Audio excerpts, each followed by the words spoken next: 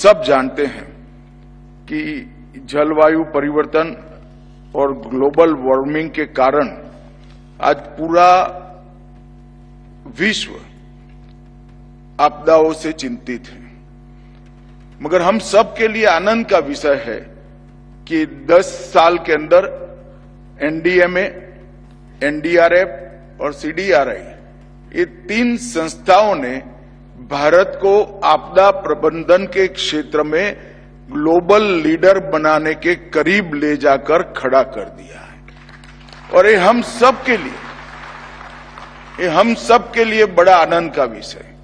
NDMA ने नीति विषयक संरचना करना, शोध कार्य करना, अनेक प्रकार के अभ्यास के लेखों को लोगों तक पहुंचाना, कई एप्स बनाना और ओवरऑल कोऑर्डिनेशन नीति विषयक विषयों का एनडीएमए ने बहुत अच्छा किया है। और एनडीआरएफ की मैं बात करता हूं तब मेरे ही विभाग के तहत काम करने वाला संगठन है, मगर मैं बेझिझक होकर कह सकता हूं कि पूरे देश में एनडीआरएफ ने अपनी एक छवि बनाई है, ख्याति भी अर्जित की है और सम्मान भी प्राप्त किया है। और एनडीआरएफ के संरचना में एसडीआरएफ का भी बहुत बड़ा रोल रहा है। एसडीआरएफ के जवानों को एनडीआरएफ के तर्ज पर ट्रेन करने के लिए भी एनडीआरएफ ने बहुत बड़ा काम किया है।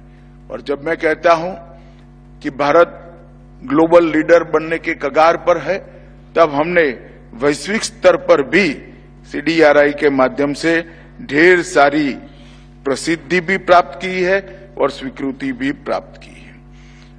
मित्रों, ये 10 साल के अंदर डिजास्टर रिस्पांस के लिए ये दशक जो है बड़ा परिवर्तनकारी दशक माना जाएगा। जब भी भारत के डिजास्टर रिस्पांस का इतिहास लिखा जाएगा, ये 10 साल संक्रांति काल के 10 साल के रूप में इतिहास को इसको नोट करना पड़ेगा।